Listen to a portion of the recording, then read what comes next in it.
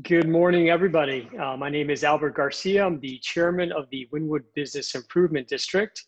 Today is September 9th, and we have our regularly scheduled Board of Directors meeting. Due to the fact that we are meeting virtually, I'm required to read several statements into the record, followed by our city attorney, and then we'll get underway. If you're joining us now via Facebook, City TV, or any of the other platforms that are streaming today's meeting, you can follow along by watching us on wynwoodmiami.com, where you can find today's agenda and also, of course, instructions for public comments. So with that, we'll get started. Pursuant to Executive Order number 20139, issued by the Office of Governor Ron DeSantis on June 3rd, 2020, local governmental bodies may conduct meetings without having a quorum of its members present physically or at any specific location, and utilizing communications media technology such as telephonic or video conferencing, as provided by Section 120.54, subsection 5B2 of the Florida statutes. Procedures for the public comment will be explained by the city attorney shortly.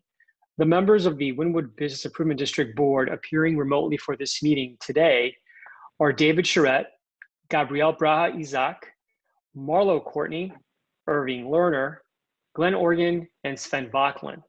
Also appearing remotely are Manny Gonzalez, the Wynwood Bid Executive Director, and Daniel Diaz, the City Attorney. Mr. City Attorney, please state the procedures to be followed during today's meeting. Thank you, Mr. Chair. Any person who is a lobbyist pursuant to Chapter 2, Article 6 of the City Code must register with the City Clerk and comply with related city requirements for lobbyists before appearing before the bid. A person may not lobby a city official, board member, or staff member until registering. A copy of the code section about lobbyists is available in the City Clerk's office or online at www.municode.com. In accordance with Section 2-888, written notice for this virtual meeting was provided to the City Clerk at least 7 days prior to this virtual meeting. Since this is a virtual meeting as authorized by the Governor of the State of Florida, members of the public wishing to address the body may do so by visiting wynwoodmiami.com/virtual meeting to submit their written comments via the online comment form. Members of the public may also call 786-610-4830 to provide comments via the dedicated Wynwood Bid public comment voicemail. All comments submitted will be included as part of the public record for this virtual meeting and will be considered by the bid prior to any action taken. The bid will accommodate any speakers desiring to appear in person, subject to all applicable emergency measures in place to prevent the further spread of COVID-19. Speakers who appear in person will be subject to screening for symptoms of COVID-19. Any persons exhibiting any symptoms of COVID-19 will not enter the bid office. All interested parties are required to abide by all state, county, and local emergency orders and are urged to remain at home and practice social distancing. If the proposition is being continued or rescheduled, the opportunity to be heard may be at such later date, but before the bid takes action on such proposition. When addressing the bid, the member of the public must first state his or her name, his or her address, and what item will be spoken about. When the bid takes action or votes on any proposition before it, it shall do so by a roll call vote, which shall be recorded by the executive director and included in the record. Please silence all cell phones and noise-making devices at this time. Any person with a disability requiring assistance, auxiliary aids, and services for this meeting may notify the city clerk and the executive director. Please note, bid board members have generally been briefed by bid staff and/or the city attorney's office on items on the agenda today. The bid is using Zoom to hold its September 9th, 2020 virtual meeting. Zoom is a cloud platform for video and audio conferencing, collaboration, chat, and webinars across mobile devices, desktops, telephones, and room systems.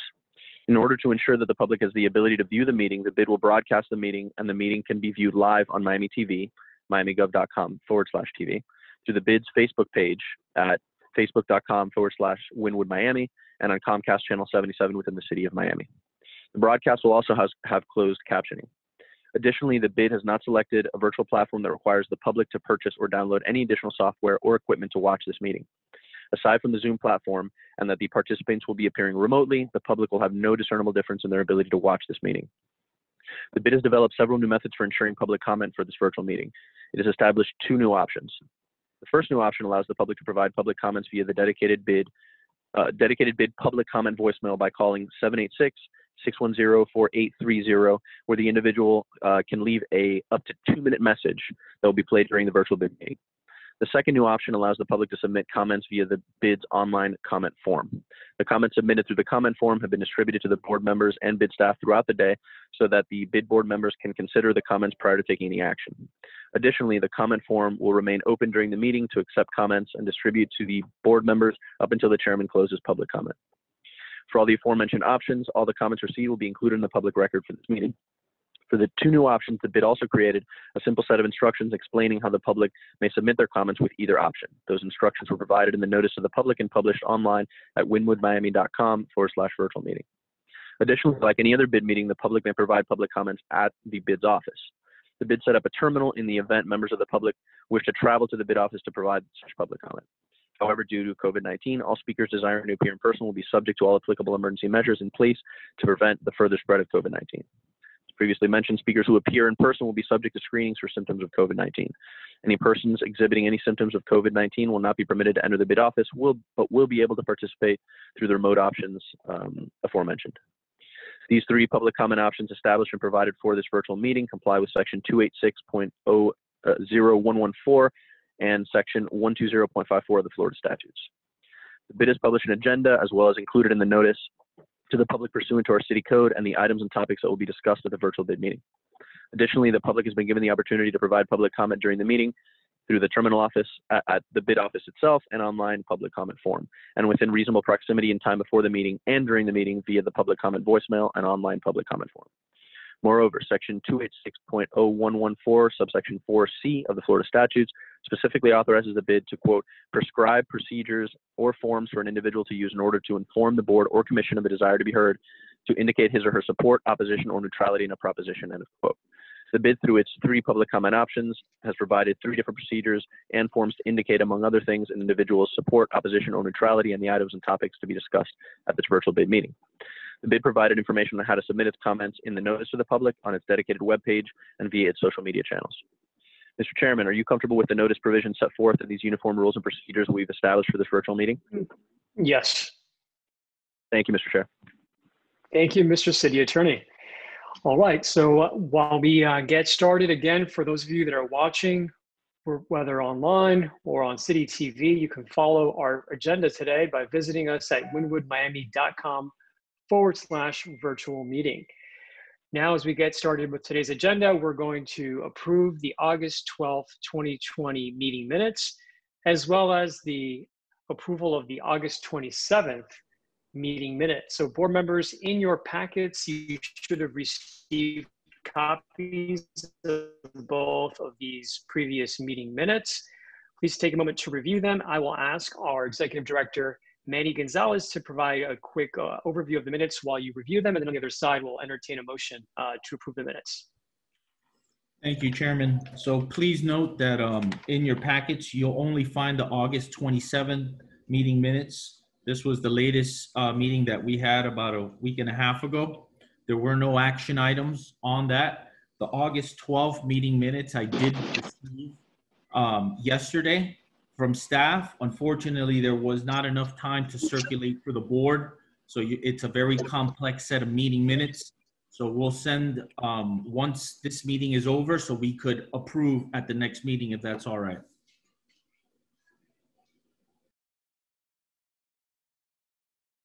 All right, so board members, if Chris can bring us back on screen, are there any questions for Manny with regards to the minutes for August 12th? If so, just unmute yourself. Okay, hearing none, if you could please unmute to approve the August 12 minutes. I'll make a motion to approve the minutes from August 12th. Thank you. Thank you, Marla. Marla is recognized. Is there a second? Second. All right, excellent. All those in favor, please unmute your microphones and say yay. Yay. Yay. Yay. Yay. And if anyone is opposed, Minutes have been approved. Moving on to the approval of the August 27th meeting minutes. Manny, are there comments for this one that you'd like to share, or are we going to No, go right to it? Mr. Chairman, just right now, we're gonna move to make a correction. What we approved were the 27th, 2020 minutes, which are the only ones that are in the packet. Correct. So That was my motion. My motion sir. was for those. Yes, correct. Thank you. Okay. Just clarifying, because I'm going down the agenda. All right, so August 12th, we will circle back on. All right, so that covers the meeting minutes. Moving on next to public comments. As a reminder, there are a variety of ways to be heard today during the meeting. So we're going to start off with anybody who may be at the Wynwood bid office. I know Alexander Sanchez is there today. Are there any members of the public wishing to be heard at the bid office?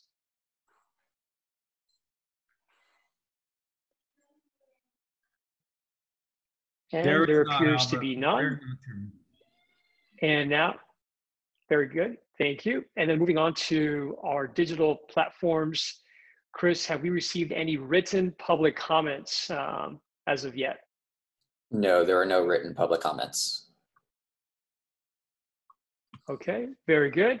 And now we're going to move on to those that are joining us virtually. I know there are several members that will be joining us to be heard. So we're going to start off and we're going to ask you to say your full name and your address before you share your public comments. And I believe we have Bruce Fishman is the first one.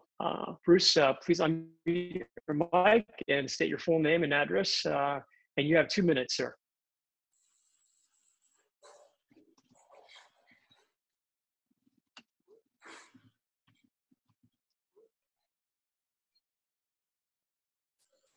Can you hear me?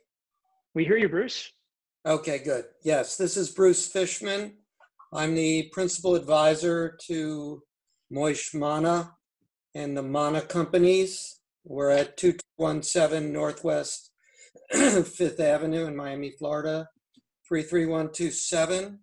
What I'm addressing is the proposed changes to the noise ordinance within NRD 1. I want to express to the board that the Mana companies are in favor of the proposed changes to Chapter 36 of the noise ordinance within NRD 1. We believe that it is a fair balance between the various interests in Wynwood and should jumpstart the neighborhood as we knew it prior to COVID-19, allowing the arts and entertainment district to thrive while respecting residents within Wynwood. Additionally, and as a safeguard, there is a 1-year pilot program provision in the proposal which allows the board to have the ability to re-examine the actual experience at the end of a year. So once again, I appreciate the board taking this issue up and considering it, and we at Mana are in favor. Thank you, Bruce. Moving on to the next, we have Felipe, who's also wishing to be heard. Again, please say your full name and your address before your comments. You have 2 minutes, Felipe. Please unmute your mic. Yes. Hello, everybody. My name is Philippe Khalifa. I'm the owner of El Patio Wynwood. I'm the president of the Wynwood Restaurant Bar Association. My address is 130 Northwest 24th Street. So the Wynwood Restaurant Bar Association is in favor as well of the proposed new noise ordinance.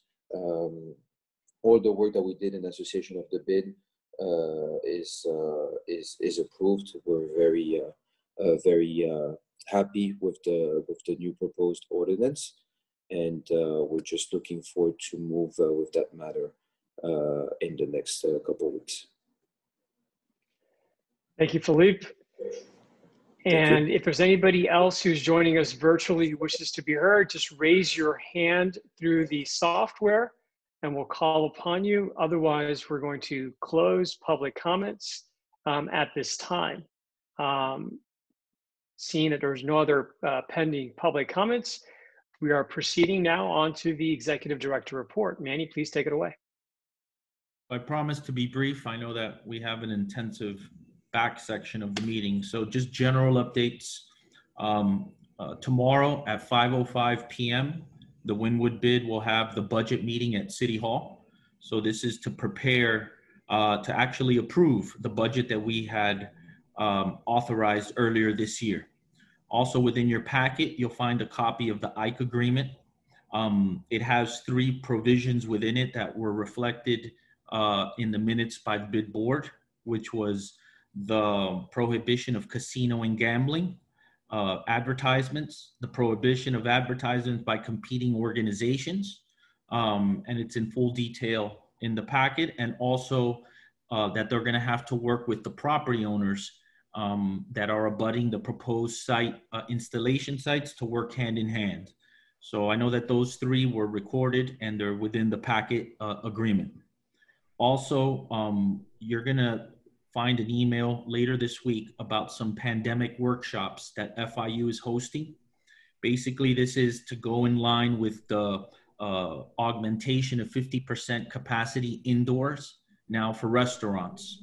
So the idea of the workshops, it's basically safety compliance courses that's gonna allow restaurateurs to either attend on 9/15, 9/22, or 9/29. You could pick the dates. They're all Zoom classes. And it's basically to teach staff how to keep infection rates at a minimum now that we're allowing additional seating indoors. Also within the packet, you'll find the public benefit summary. Right now we have about $3.7 million. There's also an email correspondence with the city in light of the upcoming fiscal year for us to transfer those funds to Bank OZK as we originally agreed earlier. Also, the second is update is the Wynwood wayfinding. So I got too ambitious and I really thought I could pull it off this week, but with the board meeting and the budget meetings, we're gonna have to set these for later next week, either Thursday or Friday. This is gonna consist of 3 Zoom workshops. And what we're gonna do is we're gonna break them up into 3 groups. We're gonna have destination oriented, which is gonna be facilities like the Wynwood Walls. We're gonna have Big Bus Freebie and anyone else that we could think of prior to the sending of the meetings notices. We're gonna have a group for parking and development that are stakeholders. And then we're gonna have a group of interested parties like the Parking Authority, City of Miami, Colin Worth, and other city folks that may be interested. So these workshops are gonna be run by John Bozio from Mergy, and the intent is to get feedback from either what development is coming, what parking lots are coming. We're gonna also work with the MPA, with the Uber and the loading zones, and with Ike with the kiosks. So that, be on the lookout for that later this week. The outdoor seating, you'll just find a spreadsheet that basically summarizes that we have 101 total barricades. Right now, we've committed 12,000. We foresee about 24,000 by the end of the project date in January. Now, we still have 4 pending restaurants that are still gonna apply, so the totals are gonna increase. The 4th update is gonna be the City of Miami recovery. You have those in color, so you could actually see them, at your leisure. But just real quickly, it states as of 8/31, dining was approved to 50% capacity indoors. It still shows street revenue as number 1 Brickell, number 2 Wynwood, and now number 3 Omni has taken the number 3 spot. So there seems to be some energizing in that area. General commercial and general office are the number 1 and number 2 certificate of uses right now being submitted at the City of Miami for permitting. You'll have international, domestic, vehicular travel within districts, and hotel occupancy totals, and they're all down. So you could compare them from this year to last year within the packets. And then you'll notice that there's some COVID tests, summaries from March 20th to August 31st. And you'll see that the downward trend seems to be showing within those final pages. And then number 5 is the update on the new office as of September 1st. We are now at 50 Northwest 24th Street, Suite 104.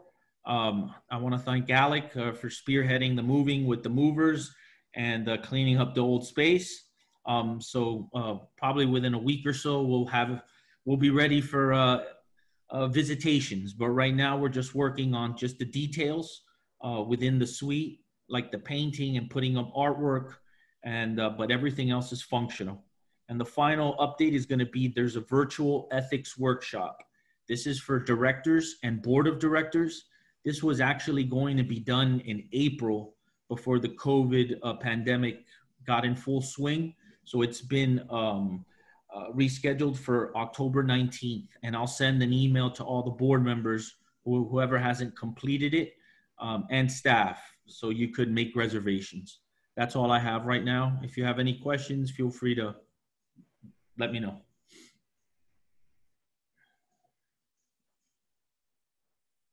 Thank you, Manny, for that. Seeing no questions from the board, we appreciate all the hard work from Manny and the team there. Coming up next on the agenda, we have our security update from our Wynwood Net Police Commander, Dan Kerr. Commander Kerr, take it away.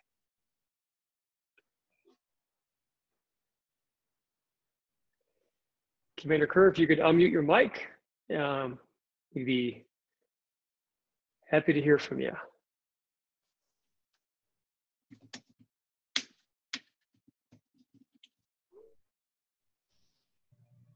Commander Kerr, can you hear us? All right, I think we're having some technical issues getting Commander Kerr in, so we're just gonna come right back to him while we work through that, and we're gonna move on our agenda onto the marketing and economic development section of our agenda.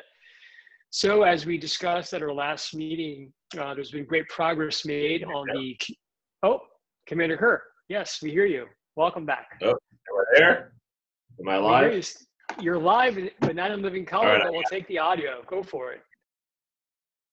Good enough. Okay, welcome everybody. We are back to staffing, and we were pretty much done, we thought, with the large demonstrations until this weekend. Obviously, we had one that marched through Wynwood. It was very peaceful. We were able to maintain it with 1 or 2 bicycle officers. There wasn't much disruption to traffic or to businesses. That's the way we like it. We want to protect everybody's ability to go and demonstrate as long as they're doing so in a legal and peaceful way. I did get some heartburn over the last couple of weekends because the crowd size on the street at night is getting higher and higher and higher. And this weekend in particular was way up there, probably half of what we were used to on a regular weekend, but that's still way more than we've been dealing with lately. So we still have the curfew at 10. The officers come out and enforce it pretty strictly at 10 o'clock. They're doing the masks fines, which we try to educate as much as possible, but they are now no longer giving warnings. They are issuing those $50 fines for the masks. And there's been a few businesses that were shut down for violating the COVID ordinance. The task force that does that consists of the neighborhood resource officers from all over the city. So it's not necessarily the Wynwood resource officers that are out there doing it. So you might see officers that you're unfamiliar with, but they're coming into certain businesses if they're open past 10. If they're not following the guidelines set in that ordinance, they are shutting the business down. The first one, it's a $500 fine and a shutdown. After that, it could be a 10-day shutdown. We haven't had a 10-day shutdown yet. Hopefully we won't. There's in discussion to push the curfew back to 11 o'clock. All these things are difficult for us because then there's a whole education process that we have to tell everybody on the street. Remember, somebody comes from Broward, doesn't know that we have a 10 o'clock curfew. You know, it's harder and harder for the officers. So we are trying to keep everyone safe and compliant with the law, and we want to make sure that we can still start getting back to normal, whatever this normal is going to be. I see it, though. I definitely see more and more people coming out. I have tour buses going around again, and we are back to being fully staffed with our beat officers that I've put back now on the full midnight shift. So before they were getting off at 1 a.m., now they're back to being all night long again. We lost Officer Miranda, who was our day shift officer, Thursday, Friday, Saturday off. He, I would say, got promoted, but it's not a promotion. He sees it as a promotion to the he's basically doing all the bike stuff. So he's working out of the property unit, dealing with bike materials and all that. So it's going to be very helpful for us. We'll get our stuff fixed faster. Officer Bernice Suarez has moved to day shift, so you'll be seeing her more. She was a midnight officer for a long time, so those who work midnights knew her, but the day shift people didn't really so much, and we've replaced her with an officer. We should get back to the end of the month. So we're back to fully staffed. We just shuffled some people around. We are preparing for Halloween as if Halloween is going to be normal. I have no idea what they're going to do, if they're going to set a curfew, if they're going to try to scale it back, if we'll be wide open by then. But I want to prepare for it and have it staffed as if we're going to have a regular Halloween. And then if I can scale it back and they tell me we're all going home at 11 o'clock, then we'll all go home at 11 o'clock. And that's it. Any questions? Uh-oh, did I lose you guys again? Thank you, Commander. No, we heard you loud and clear. I'm going to ask Chris to bring the board back on screen. Are there any questions for Commander Kerr? Only that. Thank you, Dan, for that. For that update. And it looks like Halloween is going to be on a Saturday night this year. So I guess you obviously know that. So even to be more prepared in the event we are in full swing, to be sure we have officers out there. Well, it's a Saturday night. It's also the day we roll the clocks back, so we get an extra hour, yay. And it's a full moon, so it's almost the trifecta. Now, if we go to 11 o'clock, they're coming out no matter what. Remember, this isn't a government-sanctioned thing. We technically don't shut the street down. It just happens that the street gets shut down every year. It's not a formal event because obviously no one's paying for it or insuring it. So I have it staffed with about 100 police officers, 15 supervisors, and the horses and the helicopters and all that stuff. I think that even if they say, if the county mayor or the governor or whomever says we have an 11 o'clock curfew on Halloween, we're still going to get 100,000 people show up in Wynwood because it's kind of the first major event that people are going to feel they can go to. It's a street thing, so it's not like you can say the doors are closed. I mean, how are we going to stop them from coming? And then it'll be a situation of us trying to clear the streets at 11 o'clock and make everybody go home in a peaceful way. So it's stressing me out already, but I'd rather be stressed out by big events like this than to have no events going on, which is probably more stressful for everybody else. So yeah, we're staffing it as if it is the normal thing, and I agree with you. I think it's a Saturday. It's going to be wild. So let's pretend as if we don't have any restrictions, and let's prepare for it like that.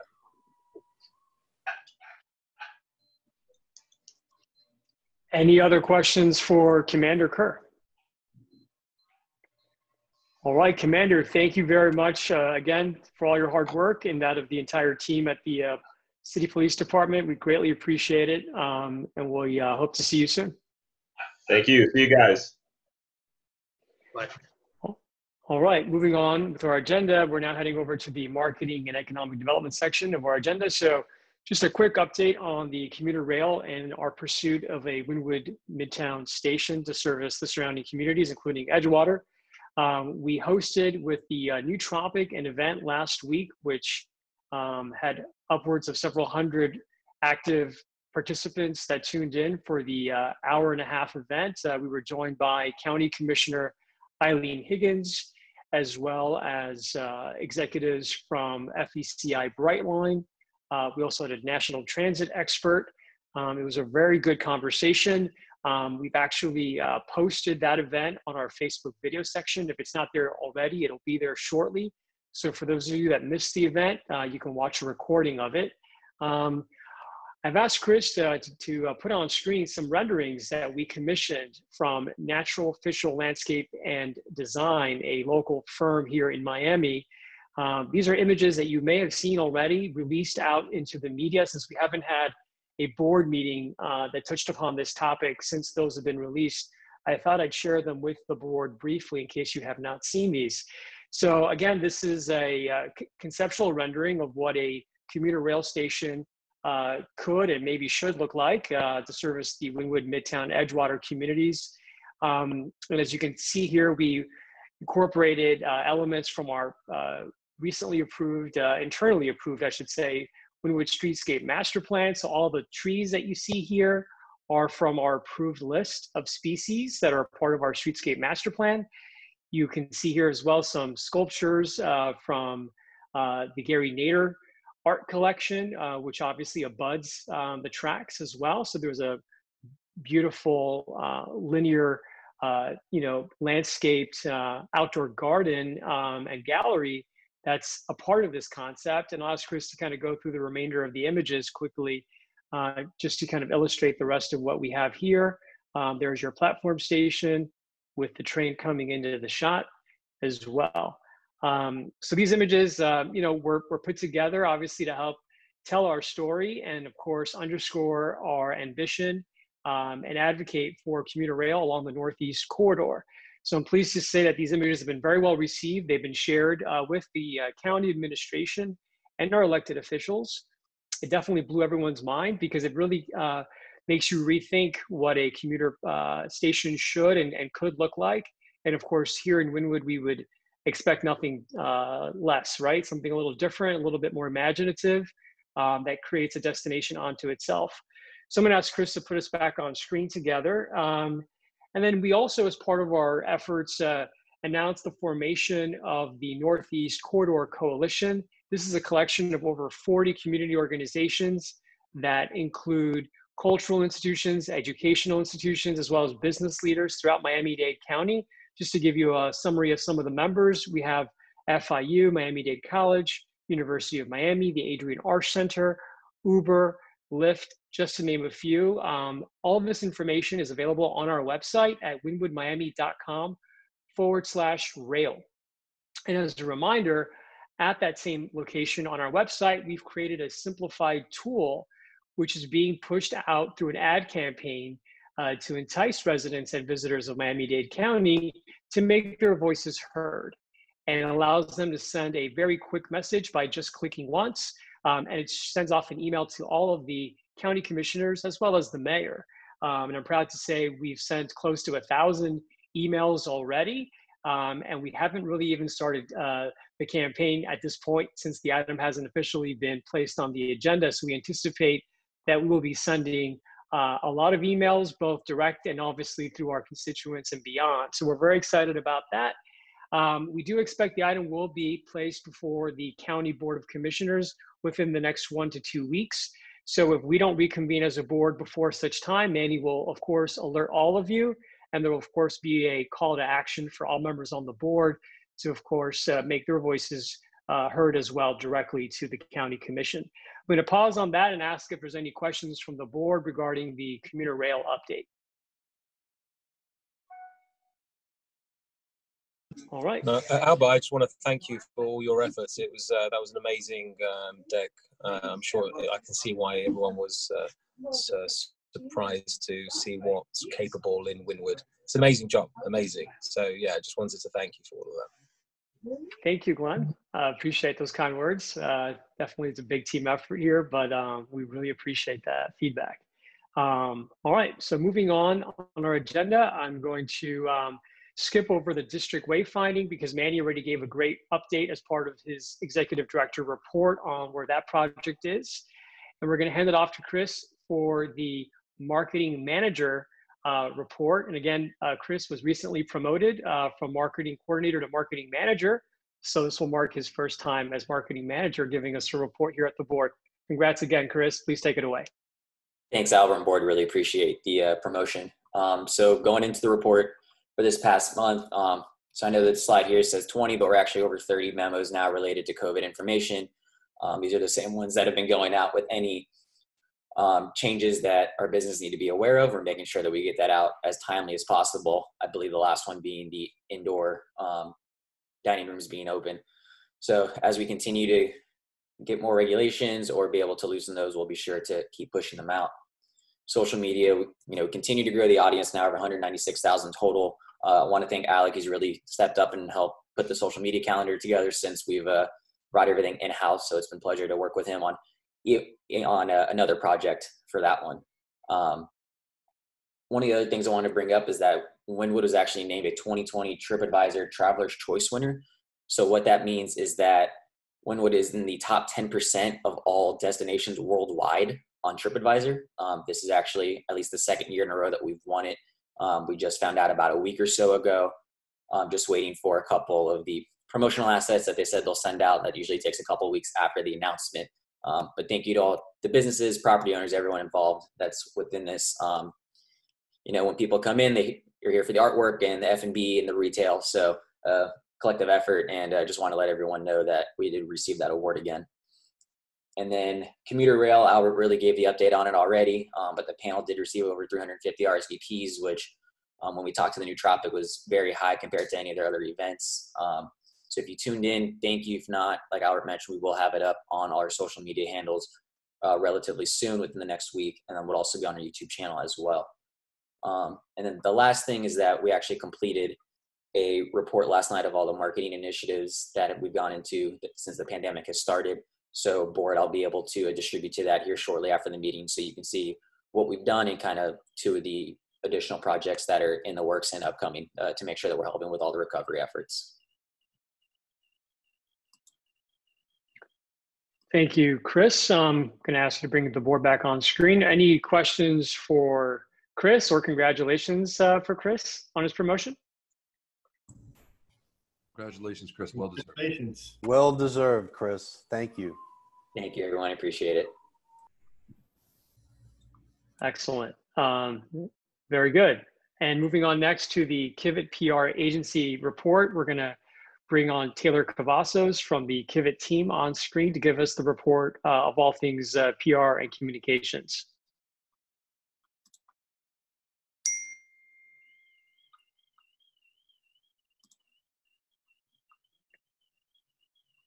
And Taylor, we'll ask you to unmute your mic as soon as you're on screen.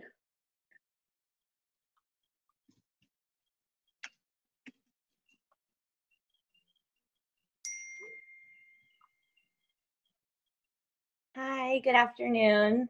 I think we're having some, oh, there you go. Hey, Taylor, welcome. Hi, good afternoon. My name is Taylor Cavazos. I work at Kivett. We're the PR firm for the Wynwood bid. Congrats, Chris, on the promotion. Chris and I work very closely together in everything that we do, so thank you so much for all your help.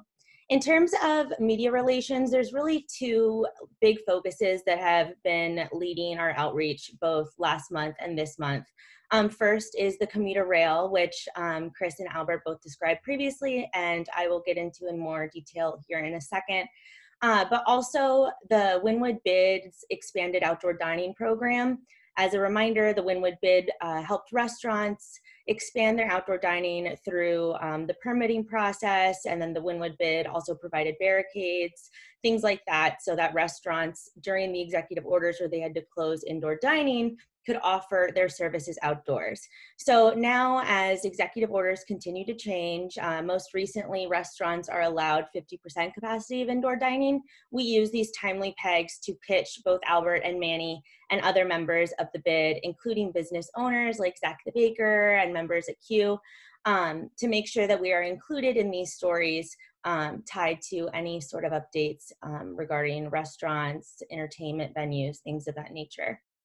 And so moving on to the next slide, just to get into the commuter rail advocacy efforts, which again has really been our focus this month and will lead into the next. We did two things here.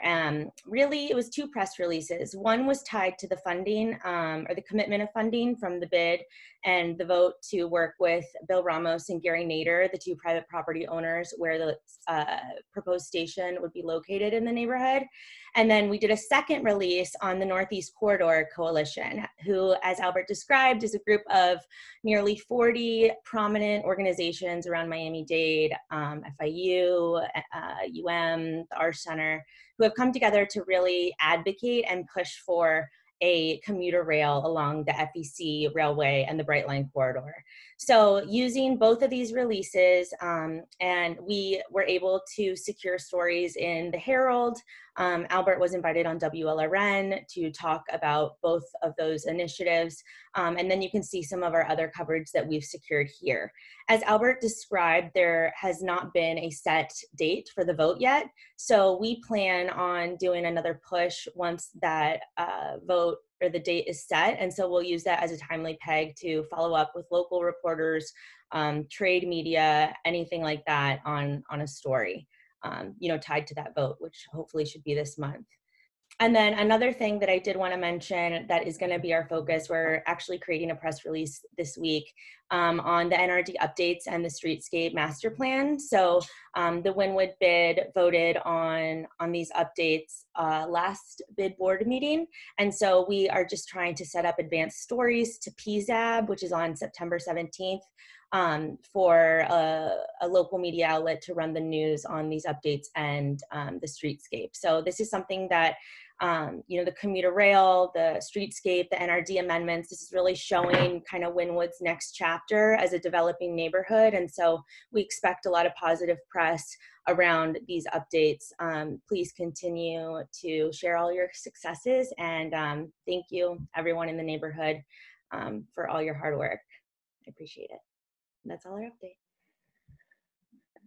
And thank you, Taylor, for all of your hard work, as well as Kelly and Riza and the team at Kivit, and as well as on the digital side. I should mention that the Kivit digital team is working as well on our digital efforts on commuter rail. I'm going to ask Chris to bring the board back on screen. Are there any questions for Taylor on behalf of the PR update? I think it's a great update, Taylor. Thank you so much. And I know how closely you work with Chris, and that's great synergy, great energy. I'm just curious, and maybe Albert, for you also, the news that came out last week of the groundbreaking of the Aventura station. I'm curious as to your take. To me, I looked at it as a very important and meaningful groundbreaking. It's not Wynwood's groundbreaking, but certainly it puts top of mind, to our community and to this corridor. So I'm just curious as to how, because again, this station is meant to open the fall of 2021. I'm not sure about that bridge over Biscayne Boulevard, but I mean, it's very aggressive schedule, but it seems to be moving this whole process along very, very, very steadily. So I was just curious as to the strategy of Kivit and your thoughts as to that Aventura station. Sure. So just to give everybody kind of a quick recap, there was a groundbreaking ceremony last Thursday whereby the county mayor and the executives from Brightline, as well as other elected officials, were on hand for a ceremonial groundbreaking in Aventura for the Aventura station that will be a hybrid station, both for the high-speed rail network of Brightline between Miami and Orlando, as well as for the commuter network that we're talking about here along the Northeast Corridor. So that station was approved last year in October by the county commission. So it was already funded, and it kind of set the stage for everything that we're talking about now. So in all of our communications, that's how we say this is to provide connectivity between downtown Miami and Aventura Station. So yes, Marla, you're correct. That station is slated to be completed by the end of next year. The pedestrian bridge might not be, but they will be able to take on and load traffic on the Brightline service as early as then. And then as we work through what we're doing now over the next couple of weeks, that'll put in motion these 5 locations, of which we aspire to be, of course, the anchor location of that network. We'll then start construction. These are obviously platform stations, as you saw earlier on the renderings, so they're not a heavy lift to get them up and running in time to then coincide with the opening of the Aventura station, so we can have service running as early as 2022. So the fact that we had a groundbreaking last week shows that despite the pandemic, progress is being made. It's top of mind. The current outgoing county administration really wants to leave behind as their legacy, not just the Aventura station, but 5 locations to service commuter rail along this corridor. So we're very excited, and definitely it's top of mind, and the momentum is on our side. So we should look at this as a positive development and a continuation of our advocacy. So I appreciate you bringing that up. And of course, we work hand in hand with the county. So as they make a decision, hopefully soon, to put this on the agenda, we'll be able to take that milestone as part of our talking point as why this is obviously already almost a done deal as far as the infrastructure. As Jose mentioned several months ago, this does not require new infrastructure quickly. Any other questions on Commuter Rail, Kivit PR? Of course, Marla. Yeah, thanks for that question. And from Taylor's update on marketing. And you know, Marla, All right, as Chris mentioned, we are working on a very robust, good. I was just going to say, I think that's a great point that you brought up. And with each step that we show progress to our ultimate goal, which is to create these 5 stops in between Aventura and Miami Central, we continue to reach out. So like Matthew at the Journal wrote about that. And so we reached out to him and we're like, here's another update. Let's talk about it. And so I think when we say that this will really lead our PR initiatives moving forward, I mean, a new building is a great reason to advocate for transit. You know, the Warner is a great example. So of course, these updates, and of course the media, just general rule of thumb, they love groundbreakings and they love new photos and renderings. Just as a hot tip.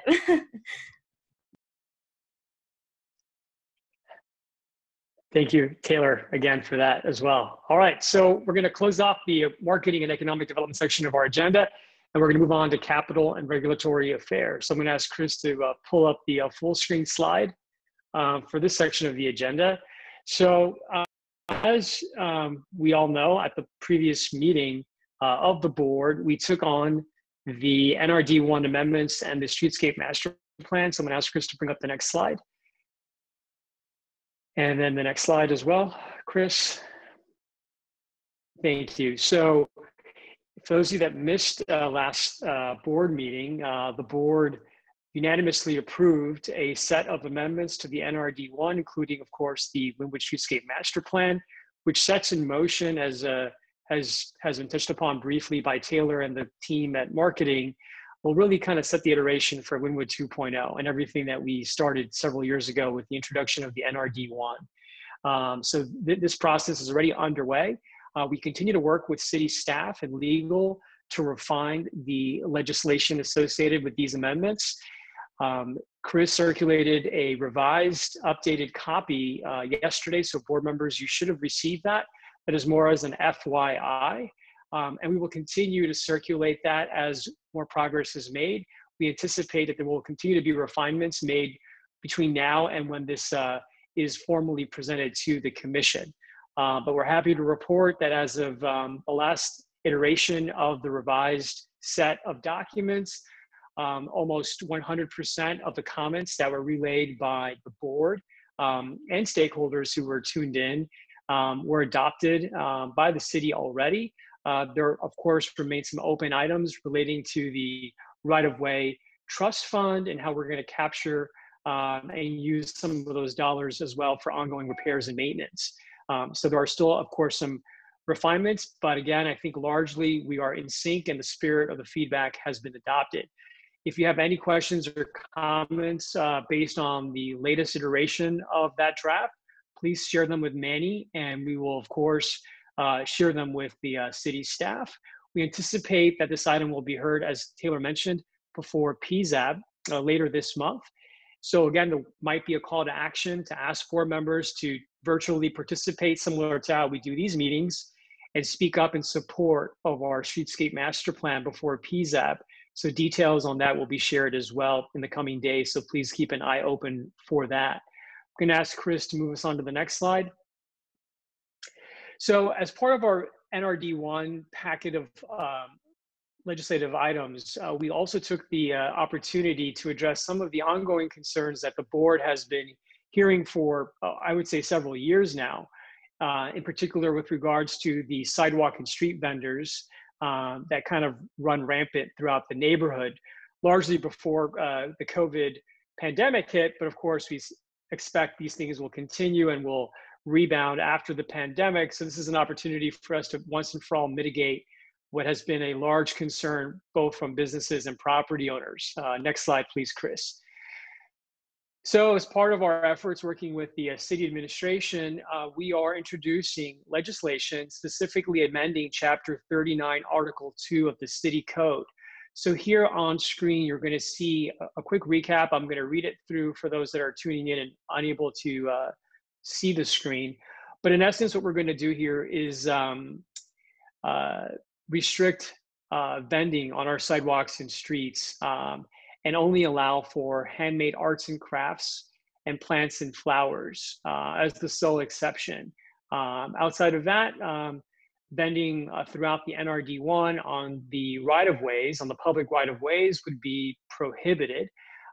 Those that actually are allowed to vend, again, those that are selling handmade art and crafts, plants and flowers, would only be able to hold one license for one push cart in the NRD1. So you wouldn't be able to have multiple points where you could have the same vendor vending in the neighborhood, as well as a 50-foot separation from any of the other locations whereby you have a bona fide vendor operating in the public right-of-way.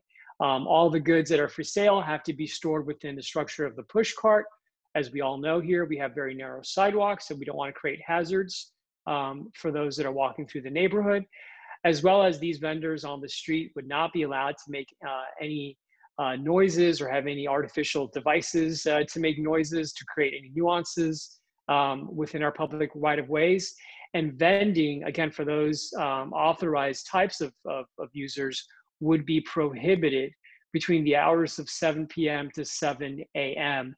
And of course, those push carts would not be able to remain on the right-of-ways during that time. Even though it's not allowed, we made a point to include that open flame cooking shall not be permitted on the sidewalks. We know there's been issues in the past, as well as on our streets where you have these makeshift trucks pulling up with grills and doing all sorts of crazy things. So it's very explicit.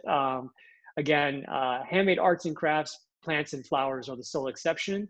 And this would obviously take into effect most of the feedback we received, again, from businesses and board members throughout the last couple of years.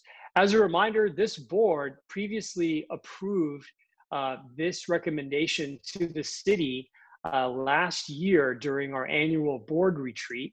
It just took us a little while because of COVID to get through the legislative docket, and it is scheduled to go before the city commission.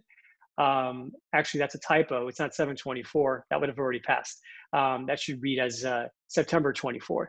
So that item, is scheduled to be heard. However, it may be just deferred to align itself with the other recommended changes to the NRD1, including the streetscape master plan. So I'm going to ask Chris to put us back on screen. Are there any questions regarding the sidewalk and street vendors legislation from the board? If so, just unmute yourself.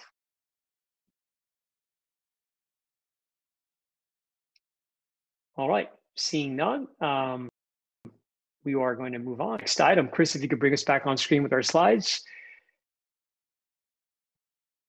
And now we're going to touch upon the next issue that's still kind of been lurking for quite some time. And as you all recall, prior to the pandemic, we did as a board convene and had several meetings with area stakeholders regarding the current state of affairs with regards to noise and the potential noise ordinance modifications within the NRD1. So I'm going to ask Chris to bring up the next slide.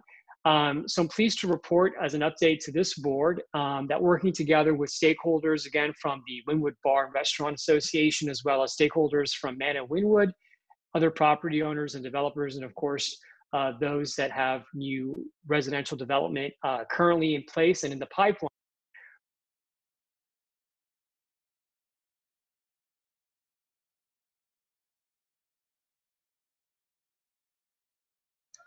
Approach to creating an NRD1 noise pilot program.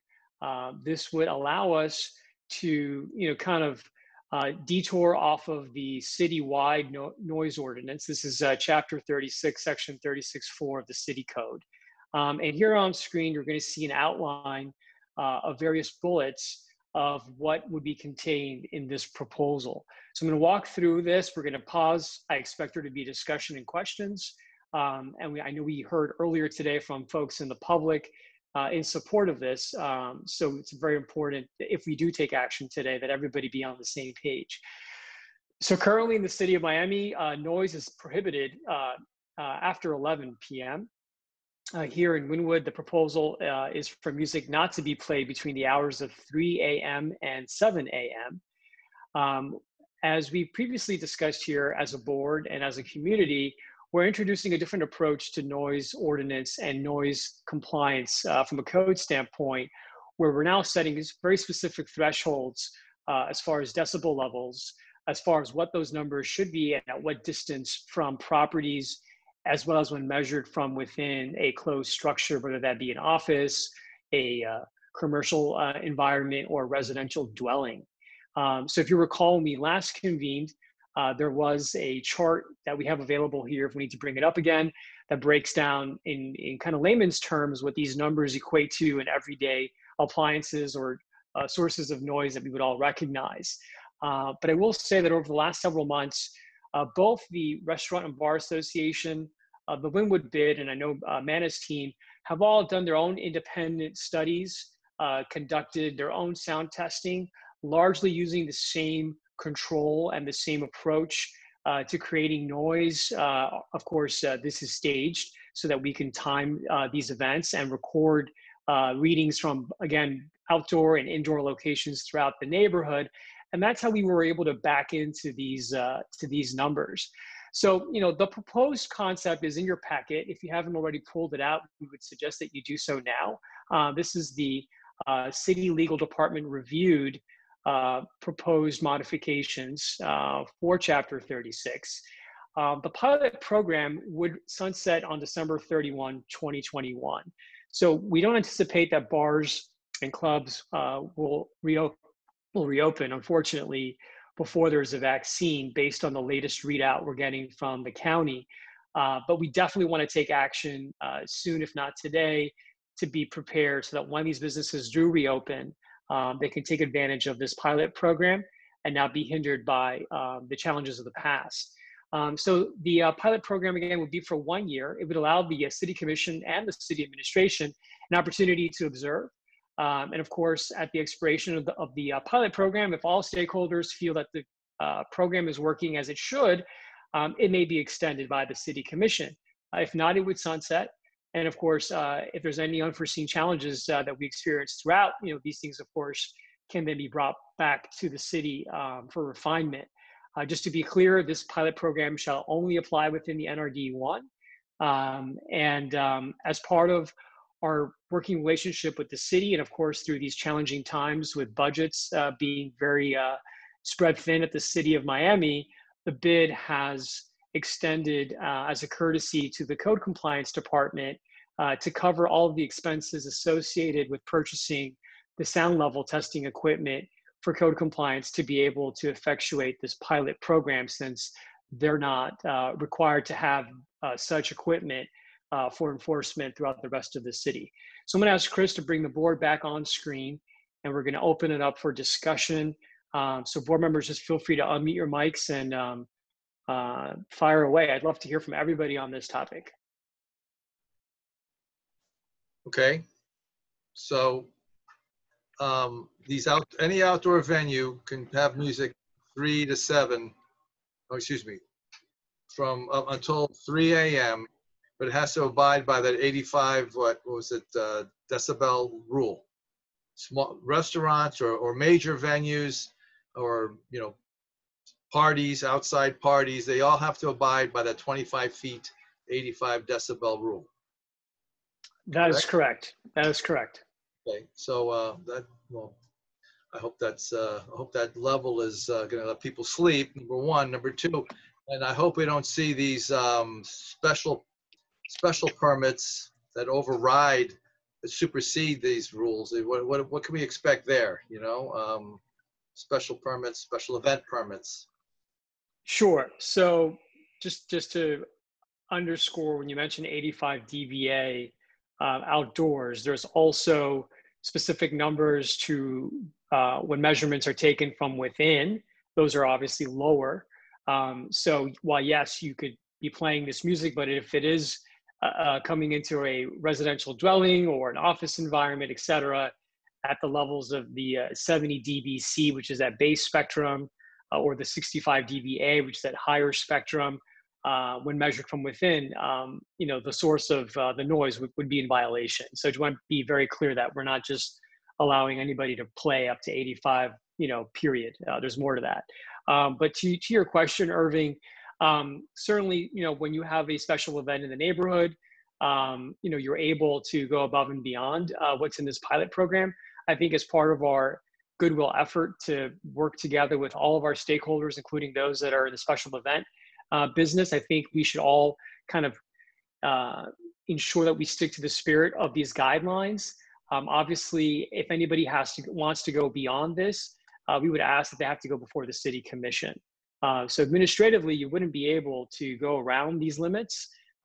So again, the city commission would be the ones that could amend the regulations for special occasions via resolution. So it wouldn't be like it is currently, where city staff can basically, issue a waiver, at will. This would have to go before the public, would have to go before the commission. And I would anticipate that the board would be very supportive of special events coming into the neighborhood that, are going to obviously be very mindful of the balancing act that we're trying to work through here, so we can have more of these special programs come into the neighborhood. But that is a distinct shift from the current practice at the city and what this legislation would call for. Does that answer your question, Irving? Well, that legislation has to be voted on, or it's intact now, or is it go alongside this ordinance, our ordinance here? So we as a board would have to take action on this, and then assuming it passes, it would then go to the city commission and be adopted as part of our overall set of amendments to the NRD 1. Okay. And then it would take effect and sunset at the end of next year. To me, it sounds like it's a good compromise between everybody in the neighborhood, right? I mean, there were tests conducted to see what these certain decibel levels actually sounded like and meant. And I know the last time might have been one of the last times we met in person. This was the topic that we spoke about, and we were explained what 25 decibels means and 75 decibels means. So I think it's a good test pilot, and it's good that we try it for a year and see how it works. So I'm very supportive of it. I'm a little confused. Does the test pilot start at the end of next year, or when would the pilot of this start? Pilot would begin as soon as it's ratified by the city commission. We'd probably look for an effective date of November 1. And then it would run through the end of 2021. And then of course it could be extended, assuming that the community feels very comfortable with the details, or make adjustments, and then of course have it extended either indefinitely or on a yearly basis. Look, I can speak as a business owner that this directly affects, and with 3 new places still opening in Wynwood, this is very important for me and my businesses. I think a lot of tests have been done, and I think Philip and others have done a great job at really pushing through to see what will work for both sides, for residential and businesses that play music. And I'm excited for this code to go through, and I think it'll be really good for all parties. Great. Thank you, Sven. Albert, in all reality, when there is an outdoor event, not anything that's happening at an F&B location, whether it's a special event or not, what would in theory happen at 11 p.m.? The outdoor event has to dial down the sound. I'm talking about in reality, not when someone's got measuring the sound.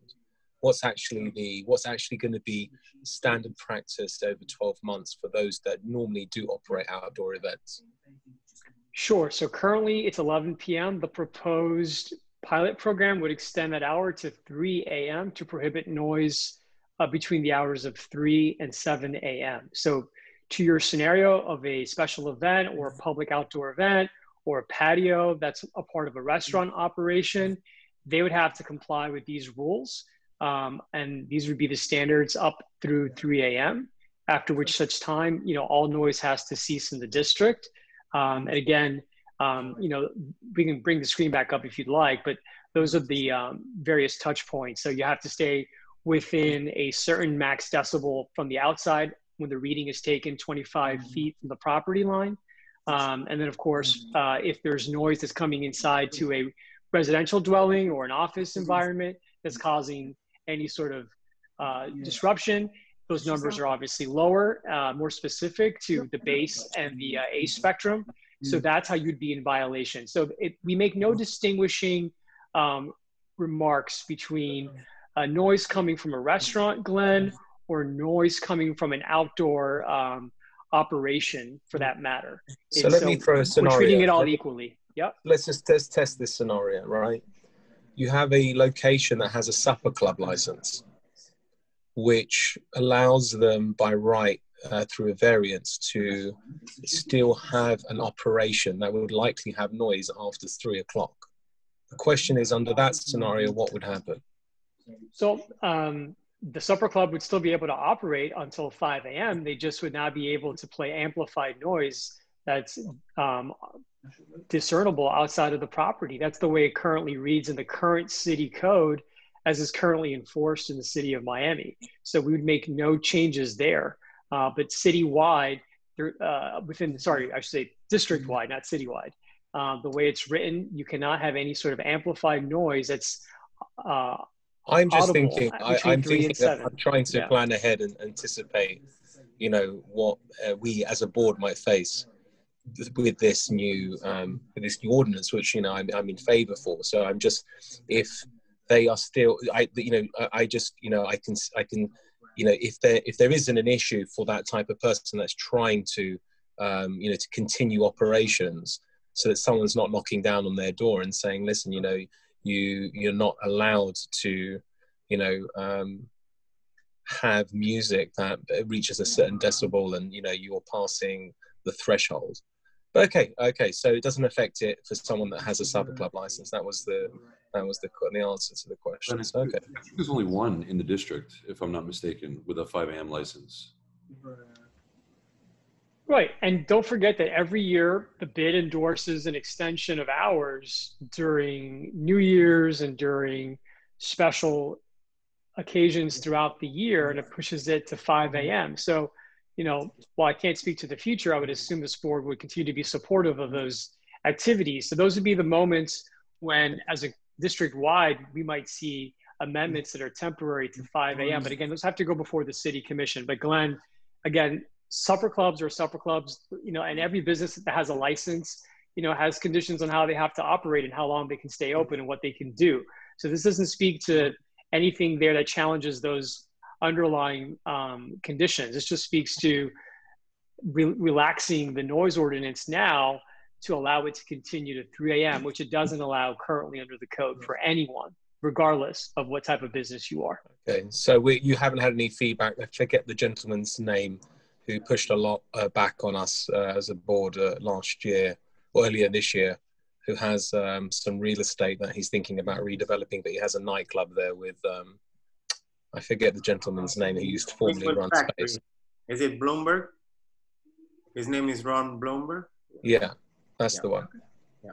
So we wouldn't, so there you haven't had any pushback or anything like that from those? No, I mean, I understand the question, but I don't agree with your assumptions, Glenn, with all respect. You know, right now, noise I'm not assuming anything. I'm just asking questions. After 11. Yeah, no, of course. But I think your questions are speculating that there might be some pushback. We haven't received any.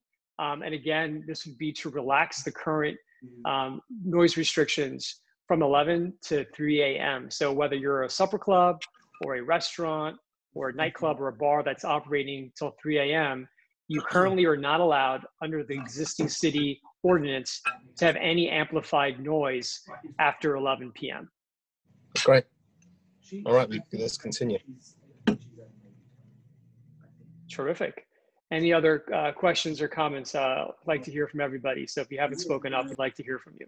Albert, I'm sorry. Yes, I just wanted to say that I think this is very, very good legislation, and as a pilot program. And again, the important aspect here is that it is a pilot program, and it is very unique, and it does give this added flexibility to the business owners. I'm very, very supportive of that.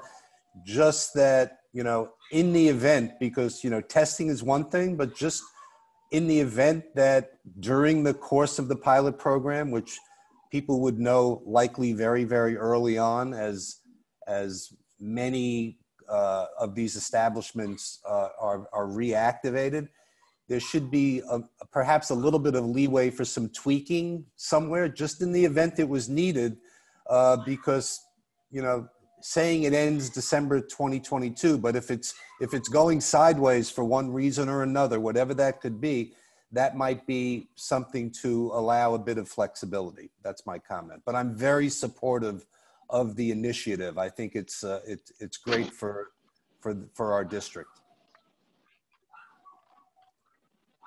That's my comment.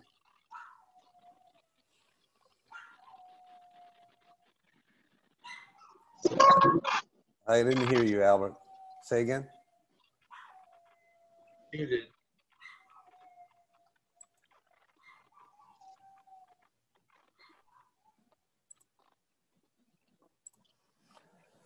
Albert. I can't hear Albert.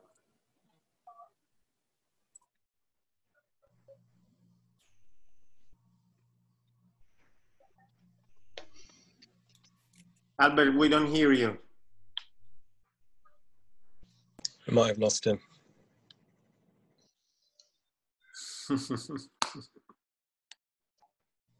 Marlo, just to correct, you said 2022. It would stop in December 2021, if I'm not mistaken. The test pilot. The Correct. pilot. I meant December 2021. You're correct. Thank you. You're correct. Yes, where is it measured from? Like the volume from the street, from 25 feet from your property line. If you took a decibel reader and walked 25 feet from your property line, 85 dBs would, you couldn't exceed that. And how does it work, for example, for a rooftop?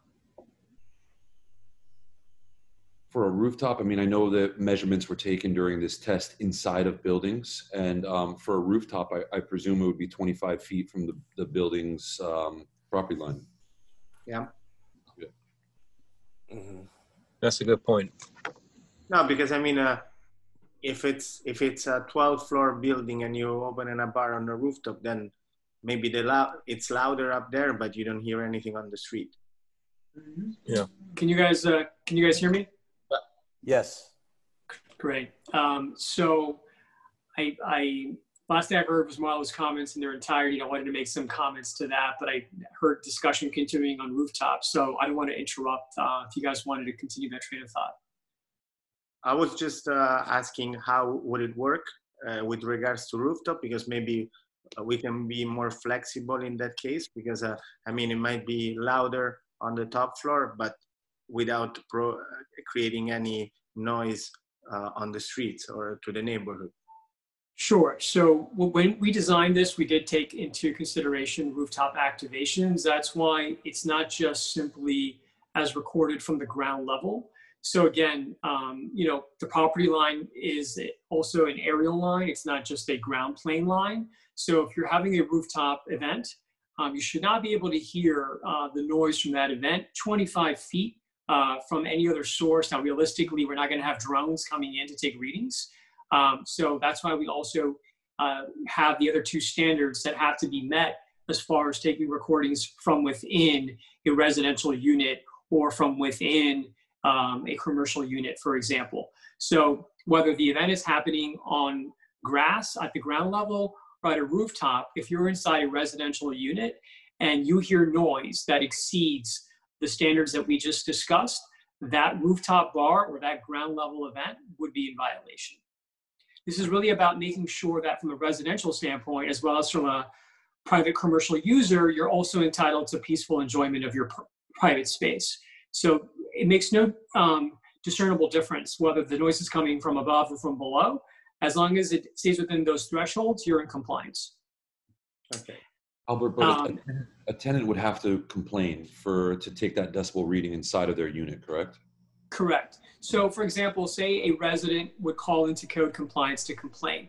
They would have to allow code compliance to come into their unit to take those readings. Code compliance could just not forcefully enter the unit ad hoc to take the readings. So again, if you're calling, you have to obviously be very clear as to who you are, where you're calling from, and then code compliance would dispatch an officer to validate those readings.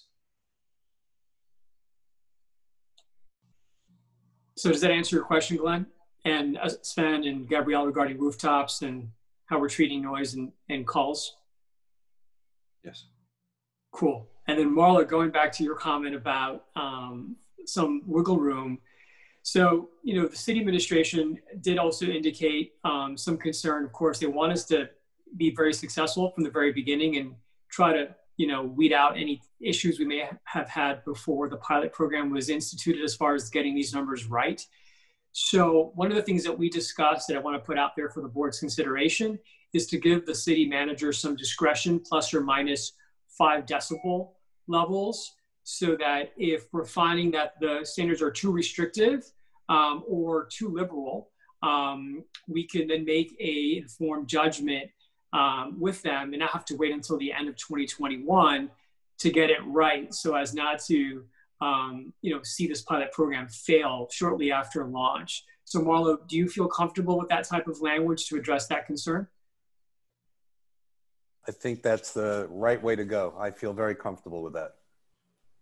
Okay, very good. Board members, go ahead. Sorry, how would it ever go in the other direction of too restrictive though? Like who would push forward on that if an additional 5 decibels would be needed? I think that would be the challenging part. Yeah, no, I agree with you. I mean, I like to be fair to both sides of the coin when it comes to noise and what is considered too loud or not loud enough. So I think if we want to just say to bring the levels down by up to 5 decibels, we can do that too. It's up to the board. And what is it? Does this decibel take effect before 11 p.m. also, or is this really focused on 11 p.m. till 3 a.m.? This is actually a full day, full night setting up until 3 a.m. Makes no comments to anything that happens during the day or dusk or early evening hours. Okay. One of the other comments that we did get from some stakeholders that's not reflected here, which again, I want to put out for discussion. The 3 to 7 ends at 7 because that's the way the current Chapter 36 reads as far as noise between 11 and 7 a.m. being prohibited. Because now we have residents, there has been some, feedback. Can we push it to maybe, 10 a.m. or 11 a.m. or noon? Since on, most days, if not all days, typically there is no special event or restaurants that are blasting music or need to be pumping out noise that early in the morning. So, that was the other item that was open that I wanted to see if the board had any thoughts on as well. Could you clarify the point, Amber? Right, so currently, Chris, if you could pull up the full screen slide on the ordinance. And then that way we can look at it together. Okay. So right now, music cannot be played between the hours of 3 a.m. and 7 a.m. So some of the residents have asked if we can move that 7 a.m. Hour a little later into the day, preferably after 10 a.m., 11 a.m. Some people obviously don't wake up at 7 a.m. and would enjoy that extra hour of sleep in the morning on a Saturday or a Sunday, for example. I don't know of any full-time users currently in the district that are open that early anyway. So I don't think that's going to cause any harm to any operators. I think most businesses in the neighborhood that are in the business of having amplified music usually don't open until 11 a.m. or 12 for their lunch business. So are there any comments on extending that 7 a.m. hour a little later into the morning? I move for 11 o'clock seems like a good compromise. I think 11 is plenty of time. Was there a lot of residents wanting this to be pushed back from 7 to later on? Because, I mean, just thinking about it, you're not going to have, places that are open at 8 o'clock, 9 o'clock, or brunch, breakfast that probably are not going to be playing music, right? I mean, I don't. I can cite a couple occasions where during special events, Miami Music Week, Art Basel, for example, we have a yoga event called Daybreaker where a lot of yogis come to hear music and have a sunrise event. And it's rare. It happens during Basel. It happens during Miami Music Week. those are the only times that I can personally see that having that 7 a.m. could come into benefit for a business owner, is these kind of one-off events of during special times that we wouldn't have to pull a special permit for and so forth. That it's nothing out of the ordinary, but maybe it starts at 8 or 9 a.m. sometimes for these kind of yoga events and so forth. Yeah, me personally, I'm fine with the way it's currently drafted. Same, I second that. Me too. I think it would be few and far between that anybody's playing music from 7 to 11 a.m.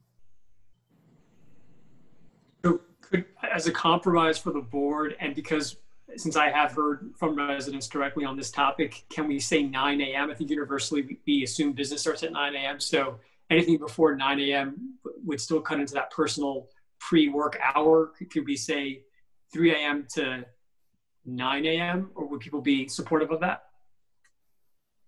I would. I'd be supportive. Sure. Yeah. Okay, so far we have two floating modifications: the discretion for city manager to move these various levels by up to 5 decibels, and then changing music restriction hours from 3 a.m. to 9 a.m. Just making sure that staff is tracking this. We haven't heard from Gabrielle or David Charette. So gentlemen, would either one of you like to make some comments on the pending proposal? Because you were cutting off in my. I missed you, Gabrielle. All right, you had the rooftop comment. My apologies. Did you have any other comments on the noise ordinance? No, I just didn't hear why, and I was interrupting for this reason, why we need to push it from 7 a.m. to 9 a.m. And I'm sorry, I didn't hear because the voice was coming and going.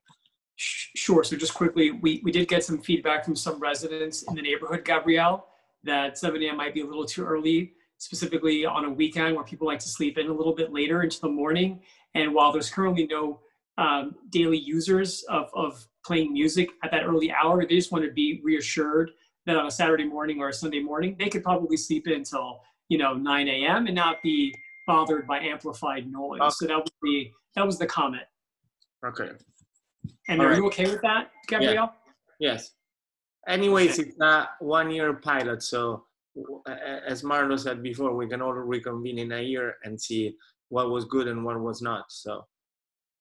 Exactly. Yeah. Exactly. And David, I don't know if you commented when I had my technical issue, but did you have any comments? No, I think this is great. I read through it, and I'm excited to see the development. I think it's a good thing, and I'm flexible with the noise. I actually was training for the AIDS Life Cycle ride, and we were getting up and training on the roof at 7 in the morning to music. I think it is rare, but there are businesses that do that. I think overall this is a great document helping us go forward to address these major issues that concern people's quality of life and businesses that make money and all this stuff. I'm really excited. I'm happy. There's flexibility here. I think that it's a smart document, and I think we're going to be able to make it work. All right, fantastic. I'm going to ask Chris to bring us back on screen. So it sounds like there's a consensus here for support. So I'd like to make the following motion for the board's consideration: that we adopt the Wynwood bid proposal with the modifications that music may not be played between the hours of 3 a.m. and 9 a.m., as well as to give the city manager the discretion with consultation, of course, with the Wynwood bid, should it become necessary to tweak these decibel numbers by a factor of 5 levels, by 5 numbers on the decibel spectrum, during which time the goal is to obviously make some minor refinements to get it right, and the rest of the proposal as is. Is there a second motion? Second. All right, Irving is recognized. We're going to take a roll call vote on this, gentlemen. So we're just going to go through this quickly. And I'm just going to ask Manny to read out every board member's name and take the vote. Okay, first, Marlo Courtney, Yes. Irving Lerner, Yes, I'm for the pilot program, and it's a little minor changes. Yes. thank you, sir. Mr. David Charette, Yes, in favor. Mr. Sven, Yes, I'm in favor. Gabriel, Very much in favor. yes, sir, thank you. JP, Yes, in favor. Glenn, Yes. and Chairman. Yes, sir. That's 8-0 votes. Thank you. All right. That is a unanimous vote. Thank you, gentlemen, for that. And thank you, Manny. All right, moving on our agenda, just to kind of recap, we'll work through these minor modifications with city staff, and then we'll bundle this all up and we'll package it all up to get it before the city commission. So again, thank you to everybody. This includes obviously the sidewalk and street vendors modifications, as well as the previously approved streetscape master plan and general amendments to the NRD 1. We're now moving on to the new business section of our agenda. Are there any items for new business or any general comments from the board before we adjourn today? I would just like to know if you have the information, when is the PZAB meeting scheduled for September? That would be discussing the NRD. Is that already, is there a specific date for that? Yes, so it is scheduled to take place on September 17th. And we will circulate information on how to register to give public comments for that hearing. I think it's very important that they hear from all of us. So Marlo, thank you for bringing that up again. I think it might be a good idea with all of these. There's a lot going on with the Brightline and PZAB, you know, on many different levels. City Commission, it would be a great idea to have it all on one calendar, that the board would be able to see what we're looking at for September and October. That would be very, very helpful, so we can, without looking at them one meeting at a time, but to see what is projected, so that the board members can and staff can you know, can schedule them properly in our calendars. That's a great idea, Marlo. We'll work through that to make that happen. Thank you. Irving. The last meeting, there was an email by someone commenting on the consistency of the board, you know, being all male. You know, we need to, our board member, if we replace Leslie, I think we should really be looking for a female. It just really looks, it does look a little macho here. We need to get some proper representation. I think it would look good and it's the right thing to do. So I don't know what our plans are, but how we solicit or how we get someone on the board, but I definitely think we should be looking for the best qualified person, but if that person should be, I would hope would be female, because I think that's the right thing to do. Absolutely. If there's any women that are tuning in, that are watching, that are property owners or business owners in the neighborhood and are interested, please reach out to myself or Manny. You know, Irving, obviously you're on point. We were excited to bring on Leslie. She was both qualified, and of course she was female, and we were understanding of that deficiency as far as having proper representation. Unfortunately, the truth is most of our property owners are male in the neighborhood, but we know of several that are out there. So maybe together we can all work to convince them to step up and serve at some capacity in the future. Any other questions or comments from the board for new business before we wrap up and adjourn? Good job. All right, thank you, Irving. All right, with that, I'd like to entertain a motion to adjourn. I'll make the motion to adjourn. All right, is there a second?